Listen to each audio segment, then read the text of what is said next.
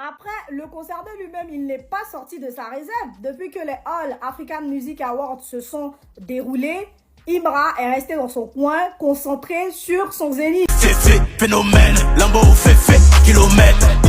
Pas de polémique. La polémique survient avec les fans qui sont offusqués du fait que l'artiste a été nommé dans jusqu'à 6 catégories et n'a reçu aucun trophée. La pression médiatique, si on doit le dire comme ça, va pousser le monsieur, je connais pas son nom, qui fait partie du comité d'organisation, de parler à cœur ouvert, d'expliquer sur Showbuzz que lui, il est chargé de proposer les artistes, de parler en leur faveur. Et si c'est validé, ils sont nominés dans différentes catégories. Mais attention, les votes finaux se fait avec plusieurs jurys. Donc, si tu places quelqu'un comme Ayra Starr en face de Imra, naturellement, puisqu'on est au Nigeria, ça sera Ayra Starr qui sera voté et non Imra. Donc, il a expliqué comme ça. Il a même dit que il a eu ce petit discours-là avec l'équipe de Roselyne Nayo. Donc, c'est louable. Moi, je pense que en tant que fan, en tant que mélomane, vous devez, sinon nous devons nous concentrer sur les choses les plus importantes. Parce que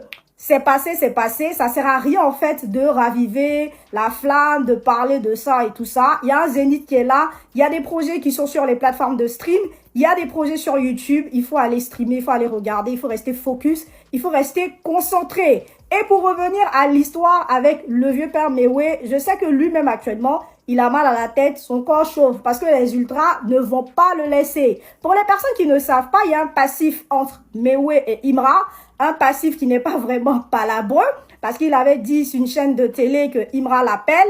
Je pense que Imra ne l'a pas appelé. Finalement, il a fait quelques sorties ça et là, mais la sortie qui va raviver la flamme, c'est celle de du Bénin. Il était dans un podcast, tout ça, et il a expliqué que pour lui, il ne comprend pas qu'un artiste qui est très calme et tout ça va prendre pour symbole la machette et que les autorités ivoiriennes devraient se pencher là-dessus. C'est ce qui n'a pas plu aux ultras en fait. Parce que peut-être que les ultras, certains ultras ne connaissent pas la signification de la machette, mais il faut savoir que c'est quand Imra a commencé à marcher avec Eskeli qu'il a commencé à se faire appeler Chété Chété et qu'il a validé en fait ce sobriquet parce que ce sont ses fans qui l'ont appelé Chété, machette, Chété, Chété, et ça a été validé.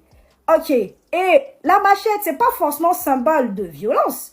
Si on se penche un peu plus, on utilise la machette ou les machettes dans l'agriculture. Chez les Hébriers, la machette est utilisée pour danser.